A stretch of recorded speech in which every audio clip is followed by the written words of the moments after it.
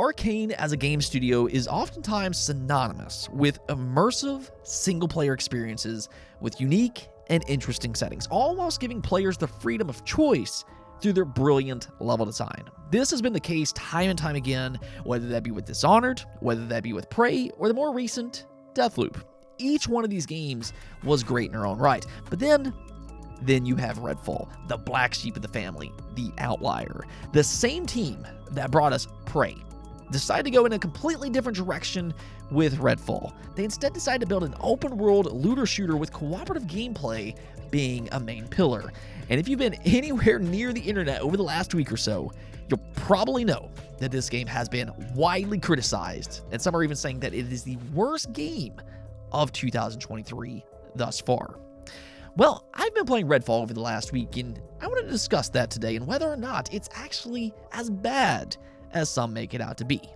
Spoiler alert, this game actually surprised me in an unexpectedly good way, but there are also some pretty major caveats here as well. So this is my review for Redfall.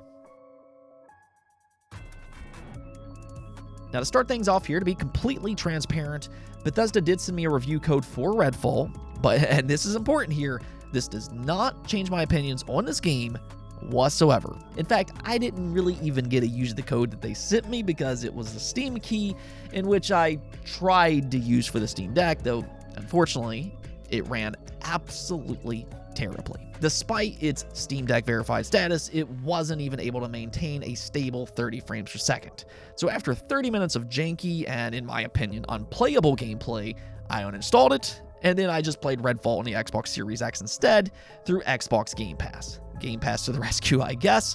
So, right away, things were not looking good for Redfall. If anything, don't get Redfall with the Steam Deck in mind. I'd give it a big old 0 out of 10 on the Steam Deck, or at least as of now. Hopefully, they'll fix that later. Now, as for the Xbox Series X, though, Redfall currently runs at mostly a stable 30 frames per second. It is supposed to be updated with a 60 frames per second at a later date, and that really is the first major issue with Redfall, because I think it outlines the state of this game perfectly. The first thing that jumped out to me while playing Redfall was that this game feels like an early access title. This is not a visually impressive game by any stretch of the means. Now, it is, however, atmospheric, which is probably one of the better things about it. You are on an island cut off from the rest of the world, and these people turn vampires. They've burned out the sun, and they've kind of pushed the ocean back, and they've ransacked the city to fit their lifestyle. They now have these worshippers that wants to become vampires. There's vampire gods, and it's just a very atmospheric setting that we don't really typically see in games. I think with that, it's a nice mix-up from the overused zombies that we see so often. But again, visually, there's not one single thing about this game that makes me think that 30 frames per second is acceptable on the Xbox Series X, the most powerful console on paper. This is a first-party game, so this should not happen at all. I've seen far more impressive games run not only at a higher frame rate, but also smoother. While rare, there are dips in performance from time to time. At the end of the day, though, the 30 frames per second is not Redfall's biggest problem. It is, yes, an indication of its rushed launch, which only becomes more evident as you play it, but once you combine its sluggish frame rate with its mechanics, that's when it starts to feel more clunky. Redfall, as of this review, does not feel great on a controller. Now, I'm not going to go so far as to say it feels downright bad, but the aim mechanics do feel a little bit more on the looser side of things. Now, you kind of get used to it over time. I loaded sensitivity, which helped a lot, and its aim assist is quite generous. But early on, I felt like I was just kind of battling with the controller more than the actual AI itself, which that actually leads me to Redfall's single biggest problem.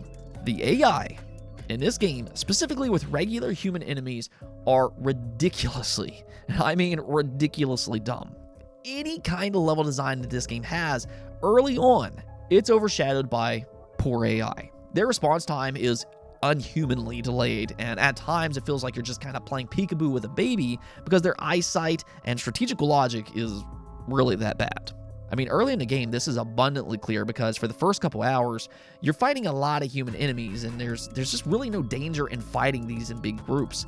There's just zero repercussions of running in mindlessly and shooting anything in your path. On top of that, the character that you decide to play as also has unique abilities that you can level up through a skill tree. The character I chose as an example is capable of turning invisible and scouting hidden enemies. So you'll feel nothing short of superhuman with these abilities early in the game because Redfall's AI, they just aren't capable of handling what you throw at them. However, as bad as the human AI can be in this game, it does actually get better. And this is where Redfall starts to actually become surprisingly fun. See, after the first few hours, because it has a bad first impression, to be honest, but after that, they start to throw various forms of vampires at you, and this changes the game completely. Now your typical vampire will just kind of charge at you, but that's going to change how you approach the situation. But then you also have explosive vampires that you need to keep at bay. There's other forms that can draw you to them, scorpion style. Get over here. There's one that'll suck the life right out of you. You have sniper gargoyle-like vampires that sits on top roofs. And then there's the underbosses that offers a solid challenge as well. Once you start to see groups of multiple enemies like this, you can no longer just simply run in mindlessly as you did in the early hours. There's even vampire nests that if you don't destroy them, vampires in that vicinity will be even stronger. Now, this is also the important part of the looter-shooter system. You will need to scavenge and find rare and powerful weapons to keep up with the increasingly challenging gameplay. Luckily, the guns and loot are both fun to play around with. You have a number of weapons from your typical shotguns, you got pistols, you have assault rifles, and then you also have some light-based weapons like flare guns as an example, which does massive damage to light-hating vampires. This, though, is where I think Redfall truly shines, no pun intended. When you can offer that challenge, and when you can combine that with its loot-based system and its atmospheric world, I started to genuinely enjoy Redfall to the point I no longer wanted to stop playing it. I was actually having fun, and I wanted more of it. It was kind of like hitting this switch for me. The first few hours, I was like, wow, this is a bad game. The reviews completely make sense. But then when its difficulty starts to ramp up, I was surprised. It was such a shift from completely hating this game to genuinely enjoying it. I don't know if I've ever played a game that I changed my mind completely like that before, but Redfall is such a mixed bag, and that's kind of how I can describe this game. Now, speaking of, even though I can say, yeah, the gameplay can be fun, albeit flawed, but the story itself is quite uninteresting. It does feel like Arcane built its story to be more or less unintrusive for cooperative gameplay. Its story is actually told through still cutscenes. The characters you interact with don't really have all that much to say, and it just seems like they did this so people playing cooperative will focus on its gameplay first and foremost. You don't want that story to be too in your face when it comes to cooperative gameplay, and I think that's what they were trying to do here. Now, I don't really have a problem with that per se, but if you're looking for a good story-driven experience, yeah, you're not going to get that here with Redfall. Now, the last thing that I want to kind of touch upon here, though, is its bugs. Now, I never had any major groundbreaking problems myself, but like many others, I have had some issues. I've had it crash once mid-mission. I've seen frozen vampires just kind of floating in the sky, basking in the moonlight without a care in the world. That's probably the most common issue I've seen personally. And then there's the mission markers, which this to me was the most irritating, but there was times where it kind of just led me to nowhere. At one point, I needed to talk to a specific person, and even though the marker said, hey, she's right here, all I could find was an empty room full of air. She was actually in a completely different location. It took me a while to find her, but ultimately I found her. That's kind of the thing about Redfall, though. Redfall ultimately, in my opinion, is a fun but flawed and in many ways an unfinished experience. I firmly believe that they should have released Redfall as an early access title using Game Pass as its catalyst, similar to what they did with Grounded, because it does have some redeeming qualities. Again, I actually had some fun with this game. I think that fans also would then have been more accepting of its shortcomings. They could have helped with its feedback, but that herein lies the problem. If you were to ask me, is Redfall a bad game? My answer will depend on how you want to play it. If you're an Xbox Game Pass subscriber, I think Redfall is a solid game if you're willing to get through the early hours. There's enjoyment to be had here. However, is Redfall worth $70? A lot of people are going to ask that question, and that's where I'm going to say no.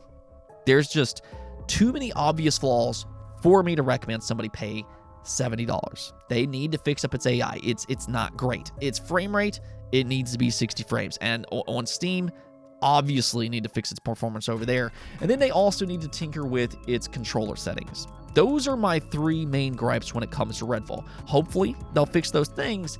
But as of right now, I cannot recommend Redfall at $70.